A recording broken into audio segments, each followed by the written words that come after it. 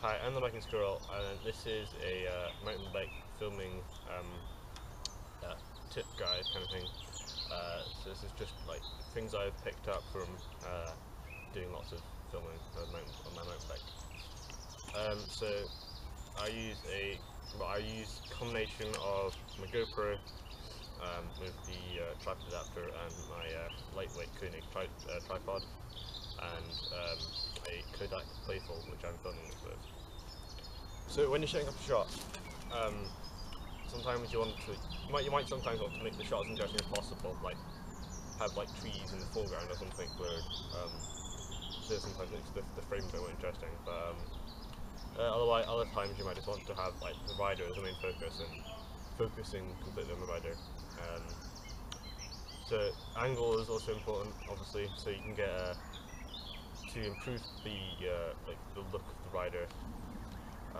Help improve sense of speed and steepness of the slope, so you might want to have it low down. Sometimes you might want to have it really high up, so you get a nice view of like the kind of the rider going down a hill.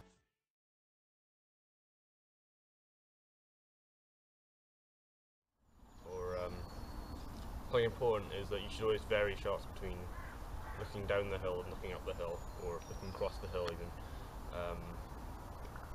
So if you're having cut scenes where you're coming towards the camera and then you're going away from the camera, so you're cutting it fast looking past the camera, that'll help make you look faster, obviously.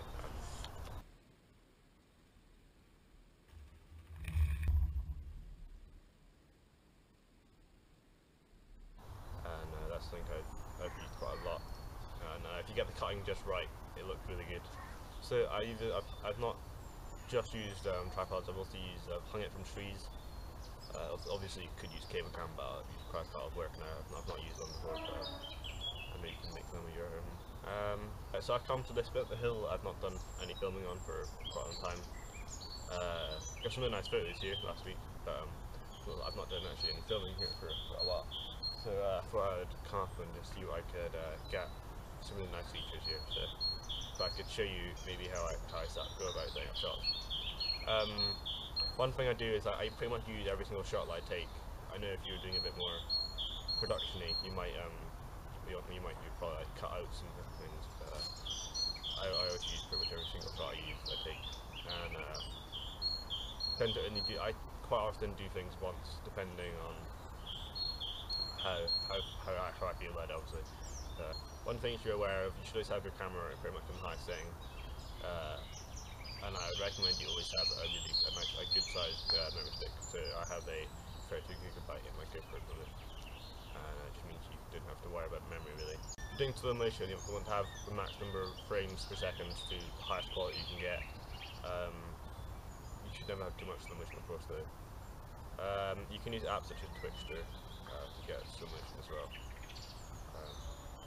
But it's probably better if you just use like frames per second, kind of slowing down that. It'll give you better slow motion.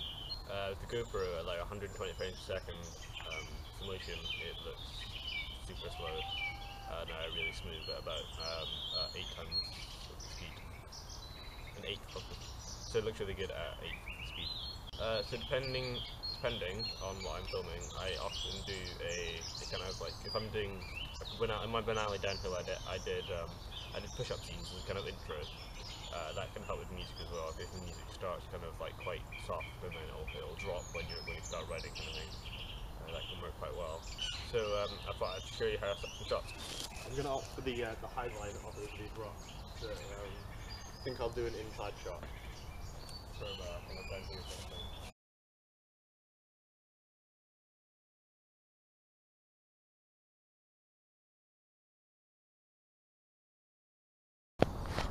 So I've just set another shot. So this is my third shot. So I've switched sides of the path to make it so it's a bit more interesting.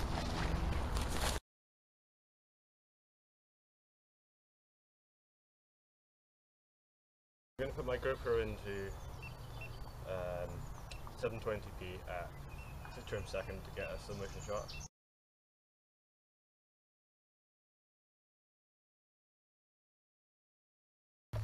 For my final shot and edit, I tend to have a cam where I'm riding away from the camera, so it can fade to black or whatever. So that's pretty much how I finish my edits always. Footage on a GoPro is only good enough that you don't have to do really very much colour changing or anything like that. Yeah, I use Windows Live Movie Maker, which is like the simplest thing to use, and just all you need to cut a really quite good edit sometimes.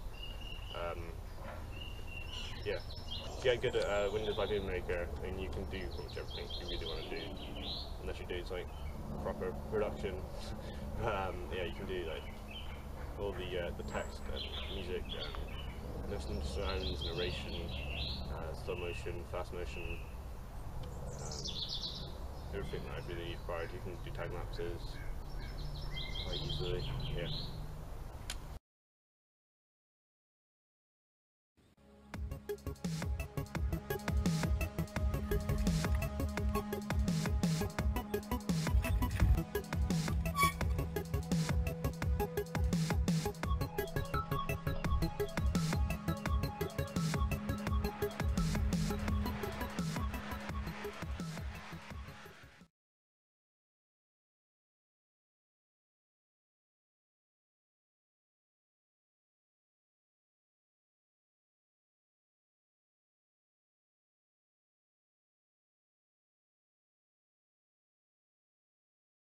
Thanks for watching. Please like, comment, subscribe.